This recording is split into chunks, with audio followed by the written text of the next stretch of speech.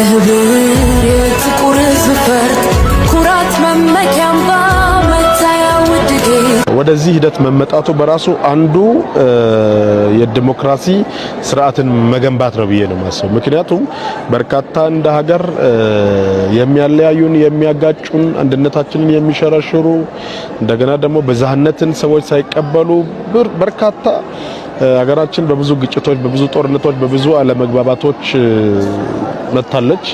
አሁንም በርካታ ችግሮች እንዳገራሉ። ነገር ግን እነዚህን እንደ ሀገር የሚያቃርኑንን የሚያጋጩንን ጉዳዮች በመድረክ በመሰብሰብ በመወያየት በመመካከር ለመፍታት የተመጣበት አግባብ እጅግ በጣም የሚበረታታ ነው።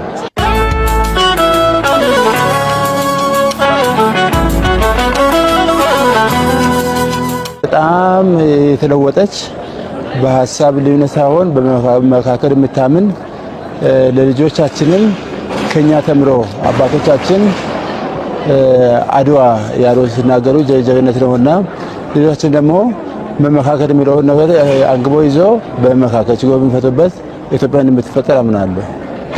እስካሁን ሀገራችን ያለፈችባቸው ብዙ አይነት ፈታኝ ነገሮች ነበሩ። በነዛ ፈታኝ ሂደቶች ውስጥ አልፈን ደግሞ ይሄ ኦፖርቹኒቲ ተፈጥሮ መመካከር መነጋገርና ችግሮቻችንን ማረም የምንችልበት እድል ተፈጥሯል።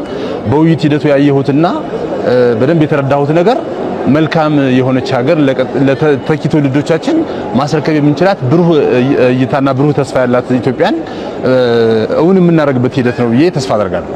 ወደ አንድነት መተን እቺን ሀገራችንን በአንድ ጥምረት እናቆማታለን፣ ለሀገራችን ሰላምን እናሰፍናለን እናመጣለን የሚል ሐሳብ አለኝ። ከዚህ ውይይት በኋላ ከዚህ በፊት በጎሪጥ መተያየታችን ቀርቶ አንድነቱ ሰፍነው ይሄ ያንተ አካባቢ ነው፣ ይሄ የኔ አካባቢ ነው፣ እኔ የበላይ ዘር ነኝ፣ አንተ የበታችን ዘር ነህ የሚባሉ ነገሮች ቀርቶ ሁላችንም በጋራ ተስማምተን ተግባብተን ከዚህ የምንነሳበት ውይይት ወይም ምክክር ስለሆነ የኢትዮጵያ ሰላሟ ይረጋገጣል፣ ሰላሟም ይቀጥላል፣ እድገቷም ይቀጥላል።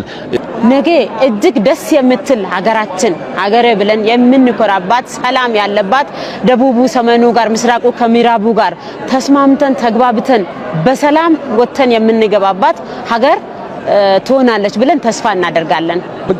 እንግዲህ ፈጣሪ አግዞን የተሻለች ኢትዮጵያ ትገነባለች ብዬ አስባለሁ።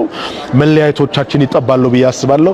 ለዘመናት ሲያጋጩን የቆዩ ጉዳዮች መፍትሄ ያገኛሉ፣ ወደ አንድነት እንመጣለን። ብዙዎች ደግሞ ለመኖር የሚመኟት ብዙዎች ለመኖር የሚጓጓት ኢትዮጵያን እንመሰርታለን፣ ትመሰርታለች የሚል ተስፋ አለኝ። የተሻለች ኢትዮጵያን ኢትዮጵያዊነትን በቃ የጋራ አገር ለመመስረት የጋራ የሆነች አገር ለመገንባት ጥሩ ሂደት ይኖራል ብዬ አስባለሁ። ሁሉም ህዝቦች በአንድነት እኩል የሚለሙበት እኩል የሚሰሙበት ድምጻቸው በእኩልነት የሚታይበት ሂደት ይኖራል ብዬ አስባለሁ።